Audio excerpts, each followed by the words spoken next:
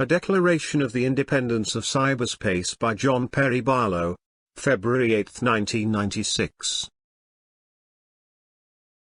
Governments of the industrial world, you weary giants of flesh and steel, I come from cyberspace, the new home of mind.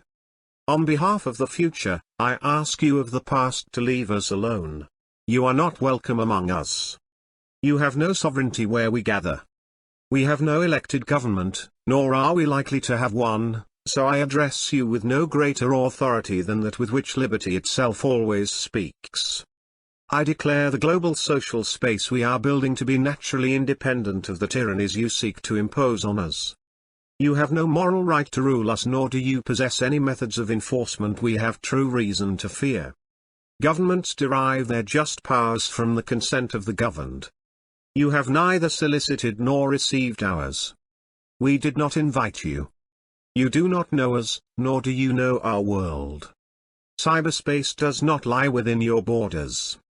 Do not think that you can build it, as though it were a public construction project. You cannot. It is an act of nature and it grows itself through our collective actions. You have not engaged in our great and gathering conversation, nor did you create the wealth of our marketplaces. You do not know our culture, our ethics, or the unwritten codes that already provide our society more order than could be obtained by any of your impositions. You claim there are problems among us that you need to solve. You use this claim as an excuse to invade our precincts. Many of these problems don't exist. Where there are real conflicts, where there are wrongs, we will identify them and address them by our means. We are forming our own social contract.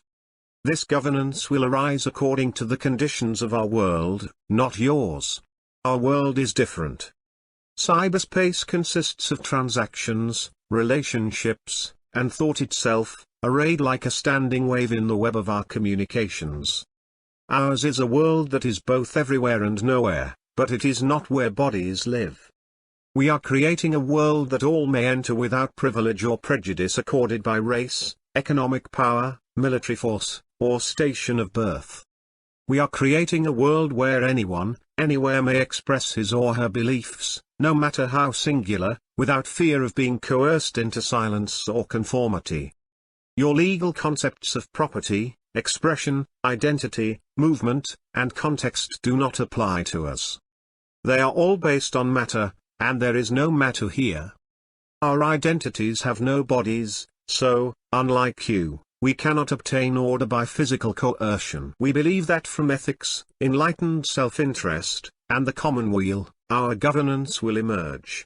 Our identities may be distributed across many of your jurisdictions. The only law that all our constituent cultures would generally recognize is the Golden Rule. We hope we will be able to build our particular solutions on that basis. But we cannot accept the solutions you are attempting to impose.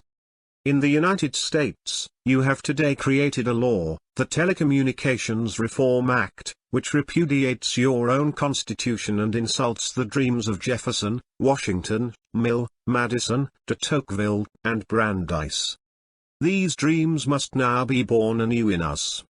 You are terrified of your own children, since they are natives in a world where you will always be immigrants. Because you fear them, you entrust your bureaucracies with the parental responsibilities you are too cowardly to confront yourselves. In our world, all the sentiments and expressions of humanity, from the debasing to the angelic, are parts of a seamless whole, the global conversation of bits. We cannot separate the air that chokes from the air upon which wings beat. In China, Germany, France, Russia, Singapore, Italy and the United States, you are trying to ward off the virus of liberty by erecting guard posts at the frontiers of cyberspace. These may keep out the contagion for a small time, but they will not work in a world that will soon be blanketed in bit-bearing media.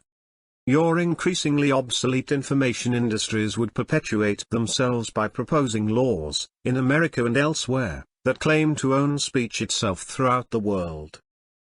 These laws would declare ideas to be another industrial product, no more noble than pig iron.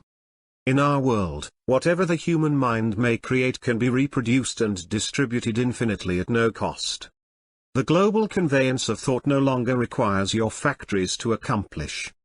These increasingly hostile and colonial measures place us in the same position as those previous lovers of freedom and self-determination who had to reject the authorities of distant, uninformed powers. We must declare our virtual selves immune to your sovereignty, even as we continue to consent to your rule over our bodies. We will spread ourselves across the planet so that no one can arrest our thoughts.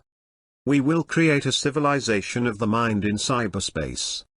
May it be more humane and fair than the world your governments have made before. Thanks for listening a declaration of the independence of cyberspace, and please subscribe to our channel.